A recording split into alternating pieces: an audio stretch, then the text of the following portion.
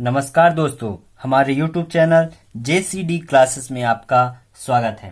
पद्माकर जी के कवि परिचय के बारे में चर्चा करने वाले हैं। यह प्रश्न 10वीं और 11वीं में बहुत ही इम्पोर्टेंट है। दोस्तों, यह 10वीं की दृष्टि से बहुत ही इम्पोर्टेंट है, जो कई बार बोर्ड एग्जाम में आ चुका है।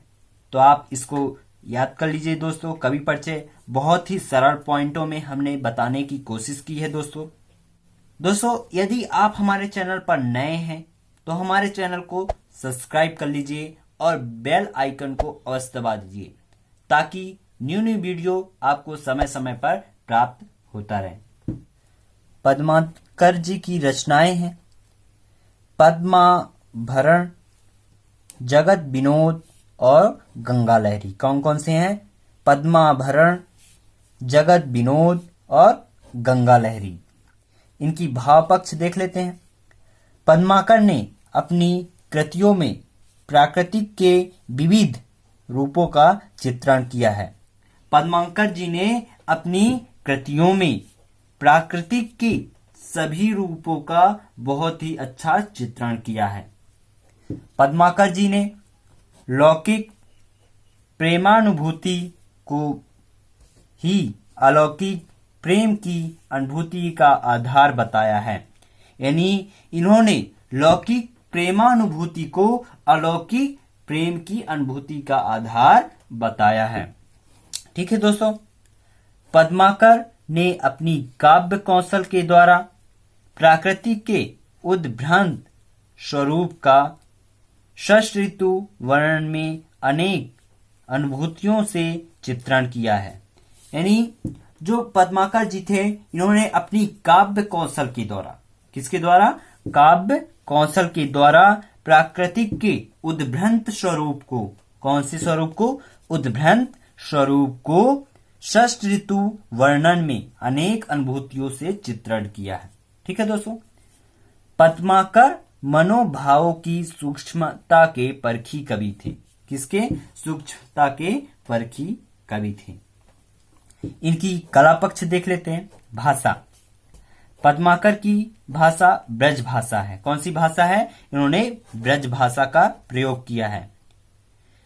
उनमें बुंदेली, उर्दू, फारसी के प्रचलित शब्दों का भी प्रयोग हुआ है।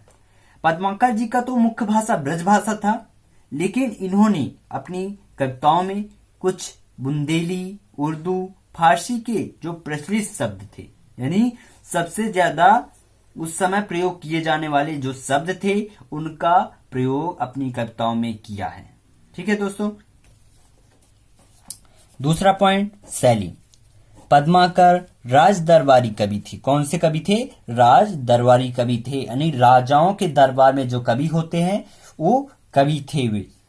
अतः इनकी शैली वर्ण प्रधान रही है। कौन सी रही है? वर्ण प्रधान शैली रही है। इन्होंने वर्ण प्रधान शैली का प्रयोग किया है। अलंकार, पद्माकर ने यथास्थान उचित अलंकारों का प्रयोग किया है। यानी पद्माकर जी ने यथास्थान, यानी जिस स्थान पर जिन अलंकारों का प्रयोग करना होता है, उन्हीं अलंकारों का प्रयोग उन्होंने किया है अपनी कविताओं में। और इन्होंने यमक, श्लेष, उत्प्रेक्षा अलंकारों का प्रयोग बहुत ही सटीकता से किया है। यानी बहुत ही सावधानी पूर्वक इन अलंकारों का प्रयोग किया है और बहुत ही अच्छा प्रयोग किया है। ठीक है दोस्तों, चौथा पॉइंट, मुहावरे व लोकोक्तियां। मुहावरे और लोकोक्तियों के प्रयोग ने काव्य भाव को तीव्रता प्रदान की है। यानी इन्होंने मुहावरे और लोकोक्तियों का प्रयोग करके अपनी काव्य भाव को तीव्रता प्रदान की है। यानी काव्य भाव में बहुत ही अच्छा प्रयोग हुआ है। ठीक है तो तीसरा पॉइंट है साहित्य में स्थान। तो पद्माकर जी का साहित्य में क्या स्थान था, ये भी जान लेते हैं। पद्माकर की रीतिकाल के श्रेष्ठ कवि में गणना की जाती है। यानी पद्माकर जी जो हैं वो रीतिकाल के सर्वश्रेष्ठ कवि में इनकी गणना की जाती है। इनको भी गिना जाता है कि ये रीतिकाल के कवि हैं। दोस्तों, ये था पद्माकर जी की कवि परिचय। आप ऐसे ही शब्दों का प्रयोग करके आप अच्छे नंबर प्राप्त कर सकते हैं यदि पद्माकर जी का कवि परिचय पूछा जाता है। दोस्तों, हमने कई कवि परिचय बताया है।